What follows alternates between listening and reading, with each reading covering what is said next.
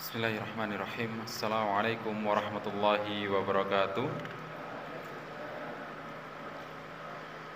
Innal hamdalillah nahmaduhu wa nasta'inuhu wa nastaghfiruh wa na'udzu billahi min syururi anfusina wa sayyiati a'malina.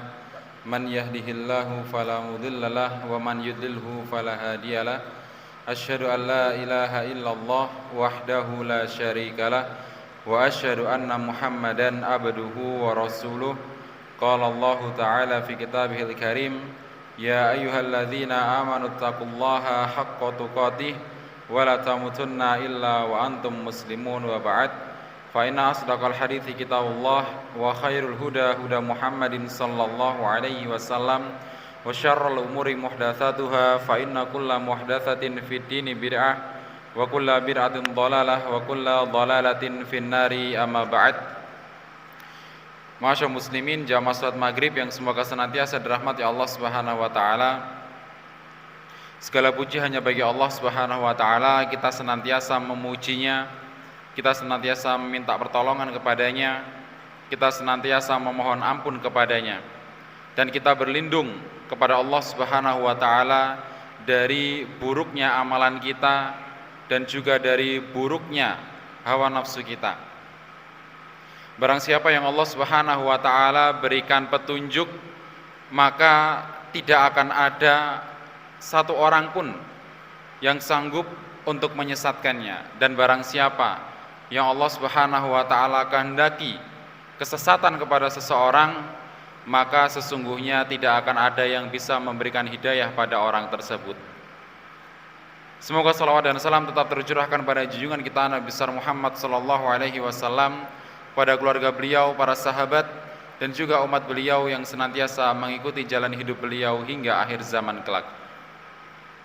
Masyaallah muslimin rahimani wa rahimakumullah, kita melanjutkan kajian kita dalam kitab Tauhid, kitab yang membahas tentang haqqullah 'alal 'abid, kitab yang membahas tentang hak Allah yang harus ditunaikan oleh hambanya. Yang mana masyaallah muslimin rahimani wa rahimakumullah, kita telah mempelajari keenam rukun iman, dan sekarang insyaallah pada kesempatan yang mulia ini kita akan lanjutkan pembahasan kepada penyimpangan dalam kehidupan manusia dan beserta bentuk-bentuknya nanti akan kita sampaikan. Penyimpangan terhadap kehidupan manusia. Masyaallah muslimin rahimani wa rahimakumullah, Allah Subhanahu wa taala menciptakan manusia dalam keadaan fitrah, dalam keadaan memiliki fitrah di dalam dirinya. Allah menciptakan manusia dalam keadaan manusia itu Allah bekali sesuatu, dan sesuatu itu tidak akan bisa untuk dirubah.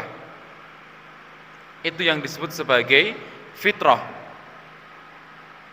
Fitrah yang Allah Subhanahu wa taala berikan kepada setiap manusia adalah fitrah di mana manusia tersebut tahu siapa Tuhannya.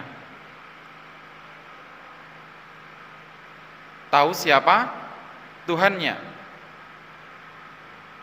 Allah Subhanahu wa taala berfirman dalam surat Ar-Rum ayat 30. Allah berfirman, "Fa'aqim wajhaka lid-dini hanifa." Maka hadapkanlah wajahmu dengan lurus kepada agama Allah. Fitratallahillazi fataran nasa 'alaiha. Dan tetaplah di atas fitrah Allah yang telah menciptakan manusia dengan dibekali fitrah tersebut juga. La tabdila li khalqillah. Tidak ada perubahan pada fitrah Allah. Dalam penjelasan yang lain, Rasulullah SAW sampaikan dalam sebuah hadis, beliau mengatakan, kullu mauludin illa yuladu 'alal fitrah. Setiap anak yang dilahirkan, setiap nggih Bapak Ibu, tidak memandang itu dari suku apa, agama apa, warna kulitnya apa, bangsa apa, setiap anak yang dilahirkan dalam keadaan fitrah, Ya, setiap anak yang dilahirkan itu dalam keadaan fitrah. Fa abawahu yuwahidanihi. Kemudian kedua orang tuanya lah yang menjadikan anak yang baru lahir penuh dengan fitrah tadi menjadi orang Yahudi. Orang tuanya, karena orang tuanya beragama Yahudi. Au yunassiranihi, atau beragama Nasrani. Au yumajjisanihi, atau beragama Majusi. Ya. Allah tetapkan dalam diri manusia yang baru lahir tersebut dalam keadaan sudah memiliki bekal fitrah. Dia tahu siapa Tuhannya, dia tahu siapa Robnya, dia tahu siapa yang menciptakan langit dan bumi ini. Dalam keadaan demikian, ya. Akan tetapi orang tuanya lah yang menjadikan anak-anak tersebut beragama Yahudi atau beragama Nasrani, bahkan beragama Majusi atau penyembah api. Maka para ulama menjelaskan, ma'asyar muslimin rahimani wa rahimakumullah, bahwasanya kesyirikan yang terjadi, ya, kesyirikan yang terjadi itu adalah sesuatu yang di luar dari fitrah lalu masuk ke dalam fitrah manusia. Kesyirikan itu di luar dari fitrah, artinya Allah enggak membekalkan hal tersebut kepada manusia ketika mereka lahir. Akan tetapi itu adalah faktor dari luar lalu masuk ke dalam diri orang tersebut. Bisa jadi karena orang tuanya, lingkungan, dan seterusnya. Ya. Kesyirikan pertama, ma'asyar muslimin rahimani wa rahimakumullah, yang pertama kali terjadi adalah pada kaumnya Nabi Nuh alaihi salam. Ya. Ini kesyirikan pertama yang terjadi. Kesyirikan yang terjadi pada kaumnya Nabi Nuh alaihi salam, di mana mereka menyembah patung-patung. Ya, di mana mereka menyembah patung-patung. Yang mana patung-patung ini awalnya adalah monumen. Ya, monumen untuk memperingati orang-orang soleh, orang-orang yang benar-benar beribadah kepada Allah di zaman mereka itu. Lalu mereka meninggal, mereka pun merasa kehilangan orang soleh tersebut. Lantas mereka pun membangun patung. Tujuan mereka membangun patung pertama-tama hanya ingin memperingati bahwasanya dulu ada orang soleh namanya ini, luar biasa sekali kesolehannya, ketaatannya kepada Allah luar biasa. Was-wasnya dari setan seperti itu. Belum ada penyembahan terhadap berhala, persembahan terhadap berhala, penyembelihan terhadap berhala, belum ada. Belum ada. Akan tetapi lanjut berbeda generasi, lewat generasi, setan membisiki generasi yang baru, yang tidak tahu menau dengan adanya awal mula adanya patung-patung ini. Akhirnya pun mereka diberikan was-was oleh setan, ya, untuk bisa mendekatkan diri kepada Allah lewat perantara patung ini. Karena mereka dulu adalah orang yang soleh, ini benar. Mereka dulu adalah orang yang soleh, ini benar. Ya, akan tetapi, ya, peribadahan kepada Allah, pendekatan diri kepada Allah menggunakan patung ini, menggunakan atau via patung ini, itu yang keliru. Nah, kekeliruan ini ditutupi dengan kata-kata mereka dulu loh orang soleh. Kalau kamu titip doa kepada mereka, ya, kalau kamu titip doa kepada mereka, doamu akan lebih cepat nyampe kepada Allah dan cepat dikabulkan sama Allah. Soalnya perantarane wong soleh. Ibaratnya wong daleme iku wong soleh. Orang yang soleh. Ya. Yang pastinya orang awam ini akan percaya bahwasanya ini adalah lebih soleh daripada dirinya. Ya, lebih soleh daripada dirinya. Maka mereka pun melaksanakan apa yang diwaswaskan setan tadi. Ya, yang awalnya cuma berdoa akhirnya memberikan persembahan, bahkan menyembelih di depan patung-patung tadi. Akhirnya ada masanya setelah itu lewat generasi lagi, akhirnya patung-patung tadi disembah. Mengadakan ritual peribadahan terhadap patung-patung tadi. Disandingi niat ya, supaya hajat mereka lebih cepat nyampe kepada Allah dan segera diberikan oleh Allah Subhanahu wa taala. Dan itu pun berlanjut ma'asyar muslimin rahimani wa rahimakumullah dalam setiap zamannya. Ya, berlanjut dalam setiap zamannya sampai kepada zaman di mana kafir Quraisy hidup. Ada seseorang yang bernama Amr bin Luhai. Ya, Amr bin Luhai al-Khuzai. Ya, Amr bin Luhai al-Khuzai ini adalah orang pertama yang mengubah agamanya Nabi Ibrahim.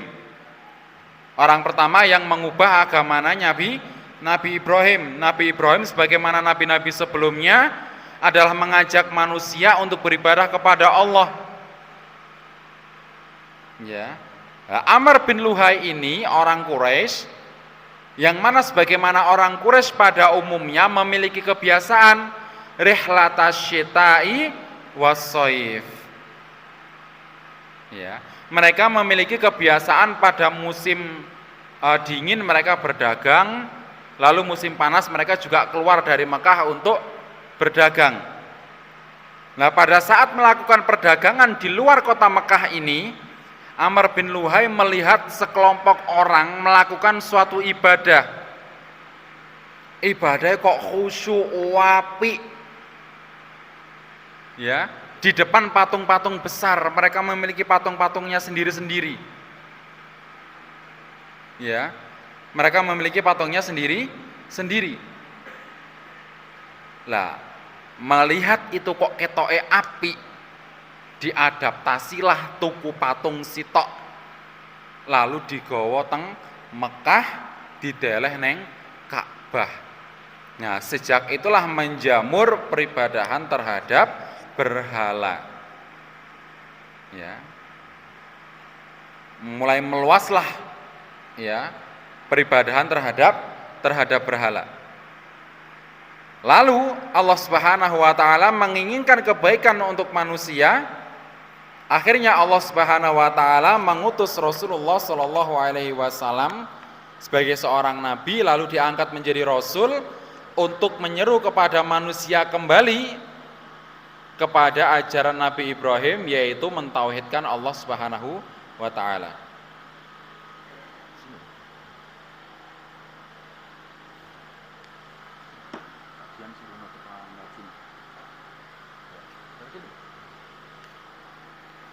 Allah Subhanahu wa taala mengutus Rasulullah Shallallahu alaihi wasallam untuk mengajarkan atau mengajak manusia kembali kepada tauhid, kembali peribadahan kepada Allah Subhanahu wa taala. Karena memang demikian Bapak Ibu rahimani wa rahimakumullah, apa yang terjadi pada pengutusan Rasul pertama sampai kepada Rasul yang terakhir. Ketika Rasul yang pertama niku diutus, diberikan kitab, lalu mengajak manusia untuk kembali beribadah kepada Allah. Akhirnya mereka pun kembali beribadah kepada Allah. Ketika Rasulnya meninggal, ada orang yang tetap beribadah kepada Allah, tapi ada orang yang kembali tersesat, terkena waswasnya setan. Ya, lalu Allah utuslah kembali Rasul yang baru untuk meluruskan kembali orang-orang yang tadi melenceng. Rasulnya meninggal, ada yang tetap beriman, ada yang tetap melaksanakan syariat, ada juga yang kembali melenceng lagi. Allah utus kembali Rasul untuk meluruskan umat yang melenceng tadi. Terus seperti itu sampai di zaman Nabi Muhammad SAW sebagai Rasul yang terakhir. Demikianlah adanya seterusnya. Sampai di mana Rasulullah SAW berjalan dengan sungguh-sungguh berdasarkan apa yang Allah Subhanahu wa taala bekalkan kepada beliau untuk mengajak manusia meneguhkan kembali tauhid, kembali kepada agama Nabi Ibrahim yang dianut. Kenapa agamanya Nabi Ibrahim? Karena sejatinya Bapak Ibu, agama Nabi yang pertama sampai yang terakhir itu satu. Istilahnya barangkali berbeda. Ya, disebut di zamannya Nabi Ibrahim disebut Hanifan. Di dalam agamanya Nabi Muhammad disebut Islam. Akan tetapi agamanya para nabi itu satu dan misi mereka satu, yaitu mengajak manusia kembali beribadah hanya kepada Allah Subhanahu wa taala. Akhirnya Nabi Muhammad pun gencar berdakwah sampai-sampai di mana patung-patung berhasil dihancurkan, kesyirikan pun berhasil dibasmi, dan kembalinya Nabi Muhammad ke kota Mekah ketika kota Mekah kembali dibuka, dan manusia pun masuk ke dalam agama Islam dengan berbondong-bondong. Dan akhirnya turunlah sebuah ayat yang berbunyi al-yauma akmaltu lakum dinakum. Pada hari ini telah aku sempurnakan untuk kalian agama kalian. Wa atmamtu alaikum nikmati, dan telah aku sempurnakan untuk kalian nikmatku. Wa raditu lakumul Islam madina, dan aku sudah ridho, kata Allah, Islam sebagai agama untuk kalian. Perjuangan Nabi Muhammad diakhiri dengan turunnya ayat ini, Bapak Ibu. Pada hari ini telah aku sempurnakan untuk kalian agama kalian, dan telah aku sempurnakan untuk kalian nikmatku, dan aku sudah ridho Islam sebagai agama untuk kalian. Ini pernyataan langsung dari Allah Subhanahu wa taala untuk kita manusia, bahwasanya satu-satunya agama yang diridhoi oleh Allah Subhanahu wa taala adalah agama. Sabar nggih Bapak Ibu.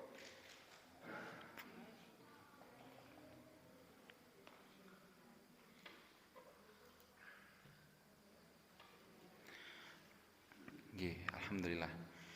Ya, pernyataan dari Allah Subhanahu wa taala secara langsung bahwasanya inilah agama yang Allah ridhoi, inilah agama yang Allah pilih untuk keselamatan kita di dunia maupun di akhirat, yaitu agama Islam.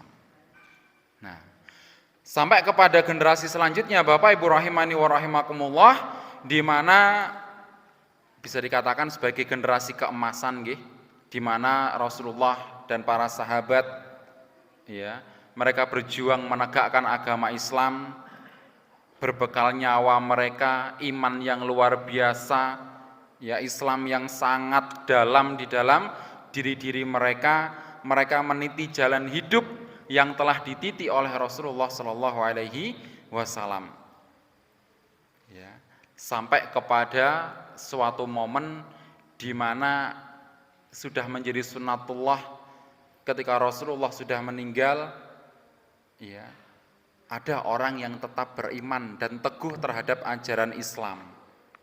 Tapi dengan berjalannya waktu kembali sunnatullah pun berlaku, di mana ada orang yang akhirnya pun melenceng dari apa yang Rasulullah SAW ajarkan terhadap agama Islam ini. Jangankan menunggu para sahabat mati Bapak Ibu, di zamannya Abu Bakar Rasulullah baru meninggal, itu sudah ada nabi baru, orang yang membawa kesesatan, dan ada pengikutnya Bapak Ibu.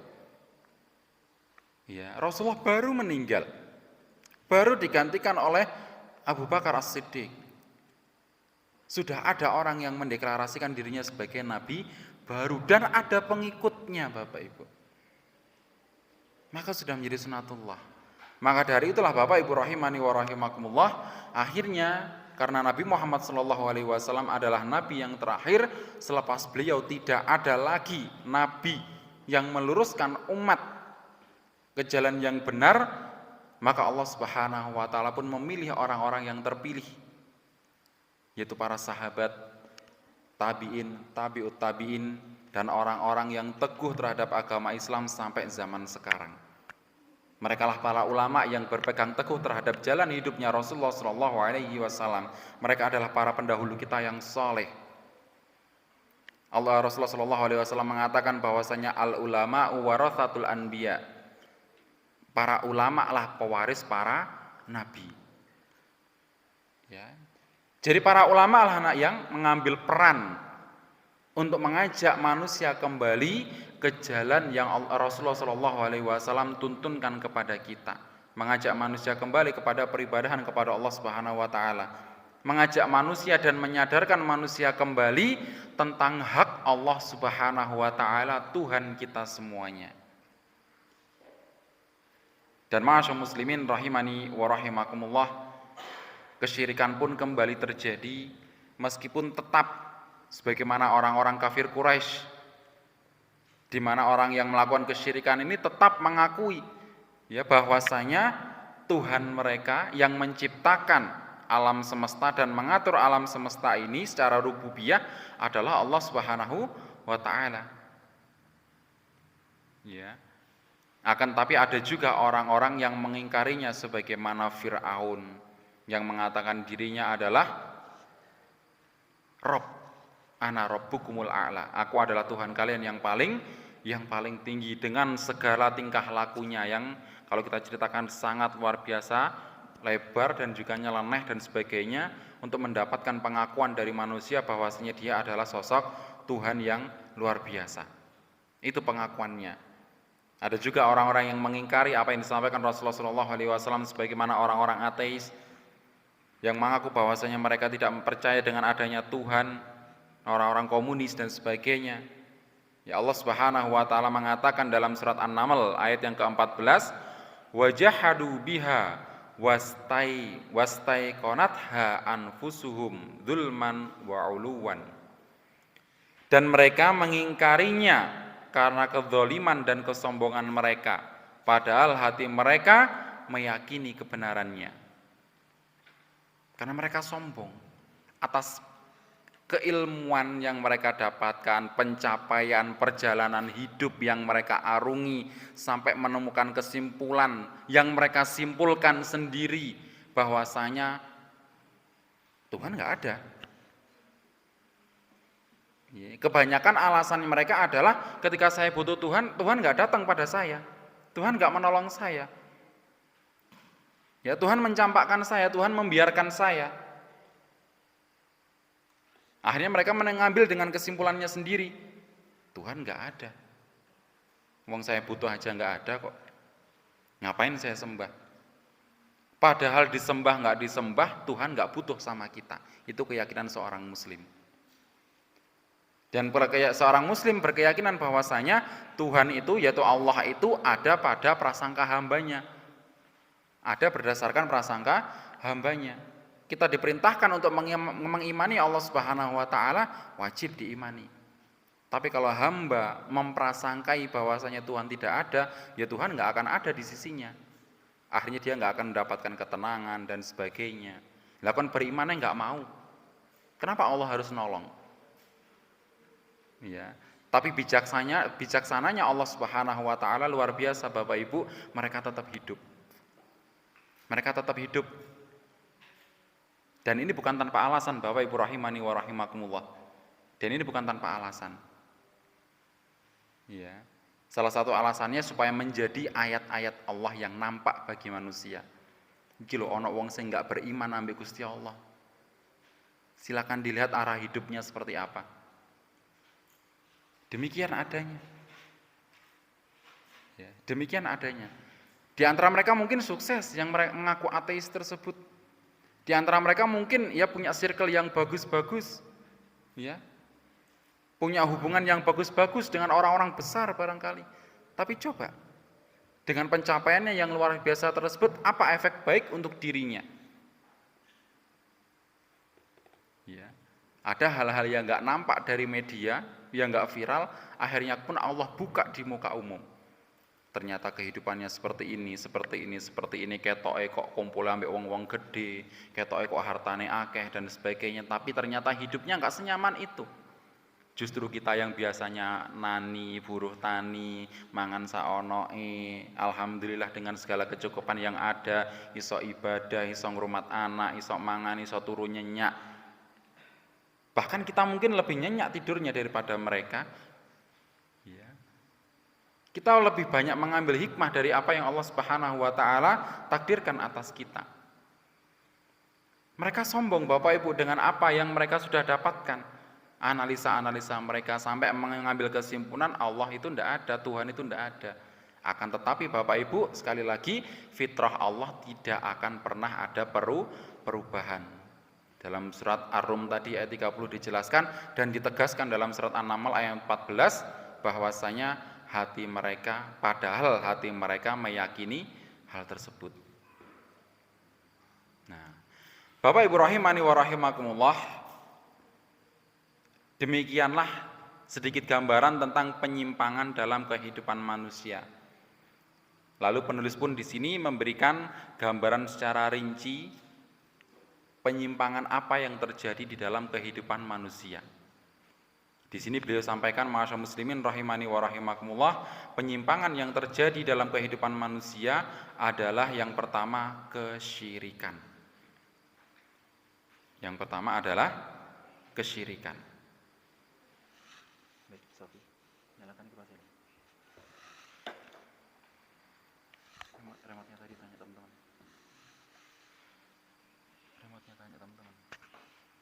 Ya, kesyirikan. Ini yang pertama Bapak Ibu rahimani wa rahimakumullah. Syirik adalah menyamakan selain Allah dengan Allah dalam hal yang seharusnya ditujukan hanya khusus kepada Allah Subhanahu wa taala.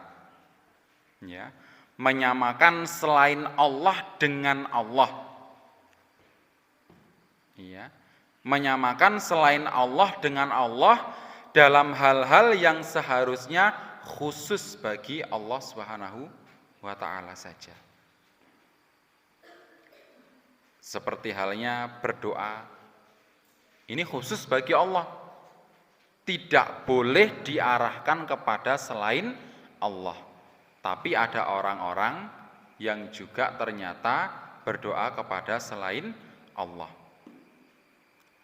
Bahkan di antara mereka juga ada orang-orang yang berdoa kepada Allah, tapi di waktu yang lain juga berdoa kepada selain Allah. Menyandingkan sesuatu selain Allah menjadi sejajar dengan Allah. Ini adalah bentuk kesyirikan.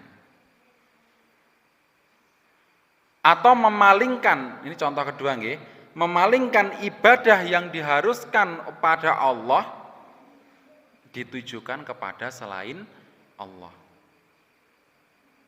Ya.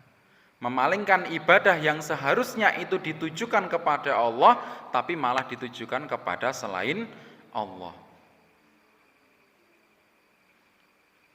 Seperti halnya menyembelih kurban. Ya, menyembelih kurban. Allah katakan dalam surat Al-Napa Bapak Ibu? Al-Quran Al-Kautsar. Fasolli li rabbika wanhar. Para ulama mengatakan fasolli li rabbika wanhar li rabbika. Salatlah untuk Tuhanmu dan sembelihlah untuk Tuhanmu, yaitu Allah. Ya. Maka penyembelihan kurban ini hanya ditujukan kepada Allah, tidak boleh ditujukan kepada selain Allah. Maka ketika ada orang yang menunjukkan sesembelihan kepada selain Allah, maka dia telah jatuh ke dalam kesyirikan. Ya. Dan masih banyak lagi contoh-contoh yang lain di luar sana Bapak Ibu rahimani wa rahimakumullah, yang intinya suatu ibadah tersebut yang harusnya ditujukan kepada Allah akan tetapi malah ditujukan kepada selain Allah. Bapak Ibu rahimani wa rahimakumullah, barang siapa yang beribadah kepada selain Allah, berarti dia telah meletakkan ibadah tidak pada tempatnya.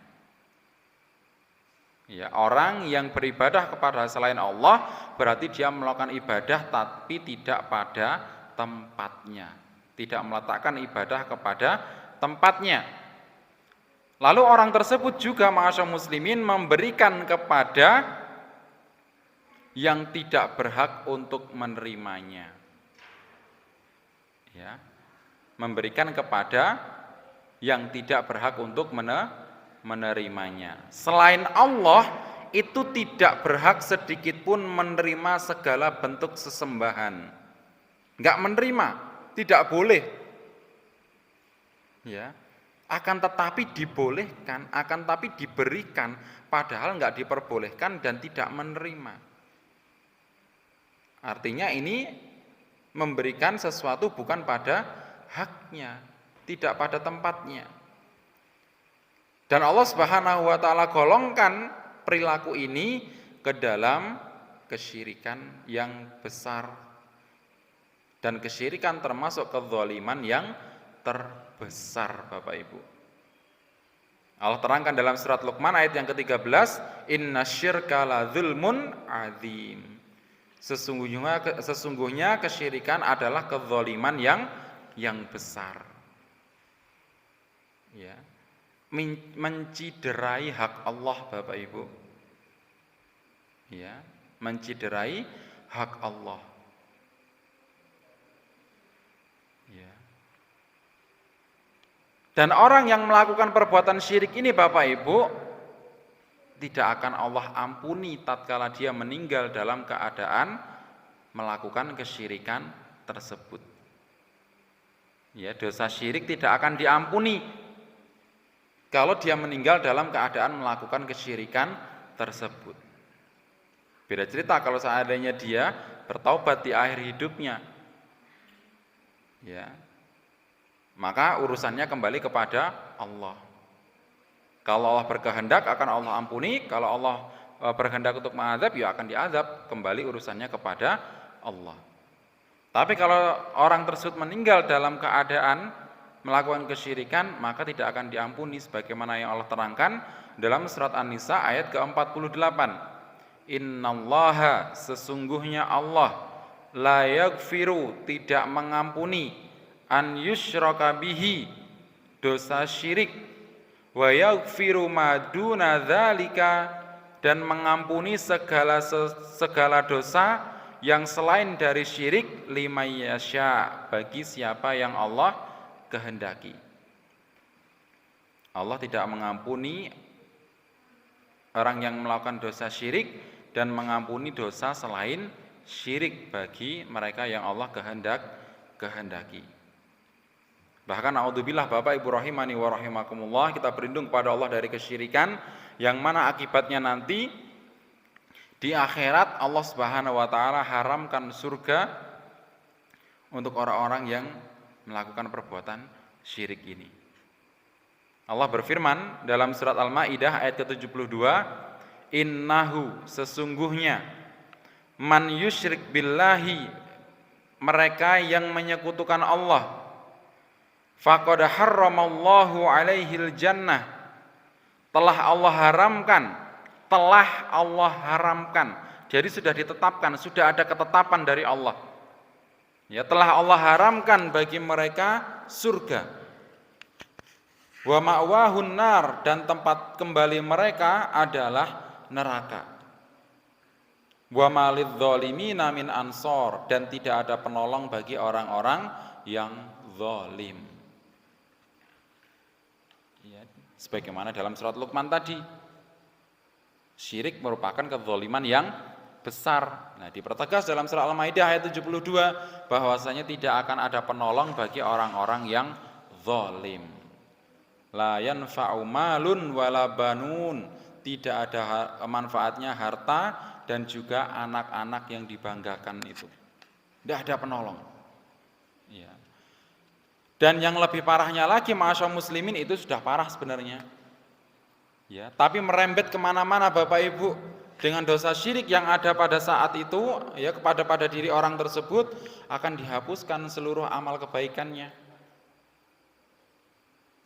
Salat sing wis puluhan tahun ditambah dengan salat sunnah, posone sing rutin, ya, puasa sunnah, datang ke majelis ilmu, menuntut ilmu, menghafal ilmu dan sebagainya, dihapuskan sebagaimana Allah firmankan dalam surat Al-An'am ayat ke-88, walau asyraku lahabita anhum ma kanu ya'malun.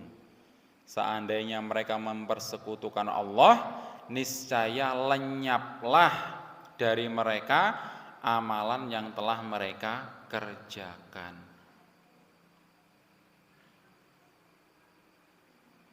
Dalam surat Az-Zumar juga diterangkan, walaqad auhiya ilaika, dan sesungguhnya telah diwahyukan kepadamu, wa ilal ladzina min qablika, dan kepada nabi-nabi sebelummu, la in asyrakta, jika kamu mempersekutukan Allah, la yahbatanna amaluk, pasti sungguh akan dihapuskan amal-amalmu.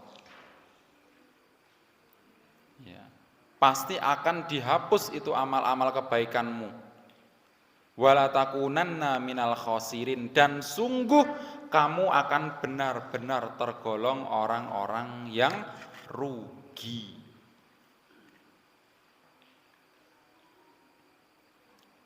Sungguh tergolong orang-orang yang rugi. Insya Allah yang sudah punya pengalaman berniaga sudah mengerti piye rasane rugi cilik, rugi gede pun. Tapi dengan ruginya di dunia Bapak Ibu masih ada masa-masa perbaikan. Seiso memperbaiki diri. Bahkan juga bisa memperbaiki amal usahanya tersebut. Tapi lak wis di akhirat Bapak Ibu sudah tidak bisa melakukan perbuatan baik lagi. Ya. Tidak bisa memberikan perbaikan-perbaikan lagi, sudah tidak bisa. Di akhirat adalah hari di mana kita menuai apa yang kita kerjakan. Nah ini Bapak Ibu rahimani wa rahimakumullah. Beratnya dosa syirik yang merupakan kezaliman yang besar. Maka dari itu kenapa sih ya Allah Subhanahu wa taala ngerepot-repot ngutus nabi dan rasul? Karena memang syirik itu kezaliman yang besar. Sebesar apa sih jenengan bayangno? Rasul pertama sampai rasul terakhir tugasnya mek siji. Mengajak manusia untuk beribadah kepada Allah saja. Mengarahkan peribadahan hanya kepada Allah saja. Lek iku mudah, insya Allah satu rasul, dua rasul cukup. Yang kita kenal ada 25 nabi di antara menjadi rasul. Kalau kita buka hadis-hadis yang lain, penjelasan para ulama, nabinya lebih dari itu. Bahkan kitabnya lebih dari apa yang kita kenal sekarang jumlahnya. Apalagi yang turun kepada orang-orang Bani Israel itu. Ya. Berapa banyak kitab yang sudah turun kepada mereka, penjelasan yang gamblang. Berapa banyak nabi yang sudah Allah utus kepada mereka, iku wae sing gak dienggep. Bahkan nabi-nabinya dipaten-pateni Bapak Ibu, dibunuhi. Kalau memang mentauhidkan Allah perkara yang mudah, 1, 2, mungkin 3 nabi cukup, nggak usah banyak-banyak. Tapi ternyata mentauhidkan Allah bukan perkara yang mudah Bapak Ibu. Itulah kenapa disebutkan oleh Allah dalam surat Luqman tadi, innasyirka la dzulmun azim, sesungguhnya syirik merupakan kezaliman yang besar. Maka dari itu Rasulullah SAW juga mengajarkan kepada kita sebuah doa untuk berlindung dari syirik. Allahumma inni a'udzubika an usyrika bika wa ana a'lam wa astaghfiruka lima la a'lam. Yang insya Allah yang ada adik TPK hadir di sini, yang sudah kelas besar insya Allah sudah mendapatkan doa ini. Monggo Bapak Ibu mungkin bisa tanyakan kepada anak-anaknya, atau mungkin ada buku doa yang mereka bawa, kami sertakan di situ doa berlindung dari syirik. Jenengan baca doa tersebut setiap hari, nggak ada jaminan Bapak Ibu kita selamat dari perbuatan syirik. Nggak ada jaminan. Makanya Rasulullah mencontohkan kepada kita untuk terus berdoa minta perlindungan kepada Allah supaya terhindarkan dari perbuatan syirik. Syirik merupakan dosa yang paling besar Bapak Ibu. Nabi SAW bersabda, maukah kalian kuberitahu mengenai dosa yang paling besar? Rasulullah kadang-kadang Bapak Ibu suka mancing para sahabat dengan pertanyaan-pertanyaan seperti ini. Pertanyaan yang insya Allah para sahabat jelas menginginkan jawabannya. Maukah kalian aku beritahu tentang dosa yang paling besar?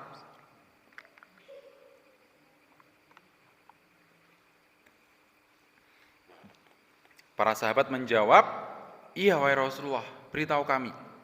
Maka Rasulullah mengatakan, dosa yang paling besar adalah menyekutukan Allah dan durhaka kepada kedua orang tua. Menyekutukan Allah dan durhaka kepada kedua orang tua. Ini adik-adik yang hadir pada kesempatan kali ini, para santri terutama, durhaka kepada orang tua itu juga merupakan dosa yang besar, bukan dosa yang kecil. Ya. Bahkan tadi dalam hadis yang barusan kita baca disandingkan antara menyekutukan Allah dengan durhaka kepada orang tua. Disandingkan, jejer, enggak ono pisah-pisah. Artinya menyekutukan Allah dan durhaka kepada orang tua juga merupakan dosa yang besar, jangan diremehkan. Jangan diremehkan. Dalam ayat yang lain Allah juga menyandingkan perintah untuk mentauhidkannya dengan perintah untuk berbakti kepada orang tua. Wa'budullaha wa la tusyriku bihi syai'an wa bil walidaini ihsana. Sembahlah Allah dan jangan menyekutukan Allah dengan sesuatu apapun dan berbuat baiklah kepada orang tua. Ya. Syirik, durhaka kepada Allah, orang tua itu merupakan dosa yang besar, maka kebalikannya tauhid dan juga berbakti kepada orang tua adalah amalan yang besar. Untuk tauhid inilah Bapak Ibu rahimani wa rahimakumullah, Allah Subhanahu wa taala mengutus para nabi dan rasul. Segitu banyaknya nabi dan segitu banyaknya rasul dan segitu banyaknya kitab yang Allah turunkan. Sampai ditutup dengan Al-Qur'an, kitab yang sempurna yang mencakup ajaran-ajaran sebelumnya dan Allah sempurnakan. Supaya jelas bagi manusia, iki lho karepe Gusti Allah marang kula lan panjenengan sedaya ndek donya iki. Tujuannya untuk mentauhidkan Allah, kembali beribadah kepada Allah Subhanahu wa taala. Iki lho dalane Gusti Allah. Sing wis dibabat kalih Rasulullah sallallahu alaihi wasallam. Lah tugase kula lan panjenengan sedaya apa enak jane Bapak Ibu? Apa melok nang mburine Rasulullah. Dalane pun dibabat kalih Rasulullah niku. Ya, bahkan Rasulullah ketika beliau masih hidup pernah menggambarkan sebuah gambar di depan para sahabat, garis lurus. Sret. Ya, garis lurus digambarkan di atas pasir oleh Rasulullah. Sret, ngaten. Rasulullah mengatakan, "Hadza siratullahil mustaqim." Ini adalah jalannya Allah yang lurus. Lalu di garis yang lurus tadi Rasulullah menggambarkan cabang-cabang di sampingnya. Wa hadhis subul, dan inilah jalan-jalan yang menyesatkan. Di setiap jalan itu ada setan yang menyeru. Ada setan yang menyeru, yang mengajak kita kepada kesesatan. Ngapunten Bapak Ibu, ojo nyalahno setan. Guru-guru setan aku ngene. Perhatikan hadisnya tadi. Di jalan-jalan yang bercabang tadi ada setan yang menyeru, ngajak. Lek kula ngajak panjenengan misale atau jenengan diajak sinten, jenengan punya kuasa nolak enggak? Sik aku ra iso ini. Aku ono acara iki. Saged toh? Kenapa enggak kita tolak? Kenapa kok dieloki terus? Makanya nanti ketika di neraka, ketika penghuni neraka niku napa? Menyalahkan setan, setan naik ke mimbar. Setan naik ke mimbar. Setan mengatakan, "Fala talumuni walumu anfusakum." Jangan kalian mencela aku, cela dirimu sendiri. Aku cuma ngajak kalian yang mau ikut. Kata setan seperti itu. Lah dipikir ambek logika nggih napa mboten? Oh iya ya. Aku kan mek dijak, kan ya iso nolak jane. Nah, ini Bapak Ibu rahimani wa rahimakumullah. Itulah mengapa Rasulullah Shallallahu alaihi wasallam mengatakan kepada kita ketika menjadi seorang muslim, kewajiban pertamane niku lho Bapak Ibu. Gare kadang wong muslim niku karena mungkin ngapunten nggih. Ya, semoga Allah berikan kemudahan untuk belajar ya dari orang tua yang mungkin juga pendidikan agamanya minim, akhirnya juga anaknya pun demikian terus seperti itu. Ya, kewajiban pertama seseorang untuk menjadi muslim ya, itu bukan dengan sholat dan sebagainya, itu belum.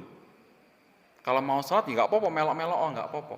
Tapi kewajiban pertama ketika menjadi seorang muslim adalah belajar, Bapak Ibu. Belajar.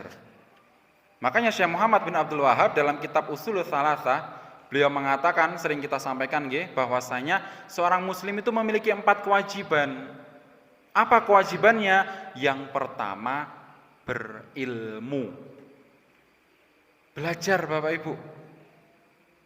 Berilmu itu akeh, apa sing dipelajari? Berilmu tentang Allah, berilmu tentang Rasul, dan berilmu tentang agama Islam. Jenengan pelajari tentang Allah, jenengan pelajari tentang Nabi Muhammad, jenengan pelajari tentang agama Islam. Baru mengamalkan. Setelah jenengan berilmu, konsekuensi yang kedua, mengamalkan ilmunya. Uduk ngamal, sik terus ngilmu. Ya. Berilmu dulu, baru mengamalkan. Setelah mengamalkan apa? Mendakwahkan, ngajak. Yang keempat, sabar dalam dakwah. Jangan memaksakan kehendak. Ya, jangan keburu memvonis orang ini, itu, dan sebagainya. Dakwahnya Rasulullah untuk bisa diterima Bapak Ibu 23 tahun. Kula lan panjenengan sedaya sik dakwah 5 tahun, sik 6 tahun, sik 3 tahun, aja ngarep diterima ambek menungso. Ya. Barangkali mungkin kita meninggal baru dakwah kita bisa diterima, siapa tahu. Maka ikhlaskan karena Allah Subhanahu wa taala, ojo ngarep apa-apa marang menungso. Ya, berharap manusia hanya akan menambah luka. Berharaplah hanya kepada Allah Subhanahu wa taala. Demikianlah pendidikan tauhid Bapak Ibu. Selalu mengutamakan pengharapan kepada Allah, beribadah kepada Allah, menyerahkan semuanya kepada Allah, bahkan balik semuanya nang Gusti Allah. Soalnya apa? Sing rancang, sing gawe, sing ngatur alam semesta niki, sing ngrumat nggih Gusti Allah. Allah yang lebih tahu. Maka itulah kenapa kita terus diarahkan kepada Allah, kepada Allah, kepada Allah, kepada Allah. Ini nilai tauhid yang kadang kita juga tidak sadari. Tapi ternyata ini adalah nilai tauhid. Untuk itulah para nabi diutus, para rasul diutus, adanya kitab-kitab, para ulama gencar mendakwahkan. Kalau para ulama mau, mereka akan pakai ilmunya untuk diri sendiri. Ya. Tapi kembali kepada ajarannya Rasulullah, para ulama adalah pewarisnya para nabi, tugasnya juga mengingatkan. Berilmu, beramal, mendakwahkan yang ketiga. Maka ini Bapak Ibu rahimani wa rahimakumullah, ya, penyimpangan yang pertama ya dari manusia, yaitu berbuat syirik, mensejajarkan selain Allah sejajar dengan Allah Subhanahu wa taala, menyamakan selain Allah dengan Allah Subhanahu wa taala yang seharusnya hal tersebut khusus hanya bagi Allah Subhanahu wa taala. Ini Bapak Ibu yang bisa kami sampaikan pada kesempatan kali ini. Pada kesempatan selanjutnya akan kita lanjutkan kepada macam-macam syirik. Harapannya dengan tahu macam-macamnya tersebut, dan cabang-cabangnya, kita bisa menjauhi perkara kesyirikan, sehingga kita bisa menelaah setiap langkah-langkah kita, setiap ucapan kita, jangan sampai secara nggak sadar, nggak sengaja terjerumus ke dalam kesyirikan. Maka monggo semoga Allah Subhanahu wa taala mudahkan urusan kita untuk menuntut ilmu dan mengamalkannya. Demikian Bapak Ibu yang bisa kami sampaikan. Kami mohon maaf atas segala kekurangan. Kita akhiri dengan doatul majelis. Subhanakallahumma bihamdika asyhadu an la ilaha illa anta astaghfiruka wa atubu ilaik. Assalamualaikum warahmatullahi wabarakatuh.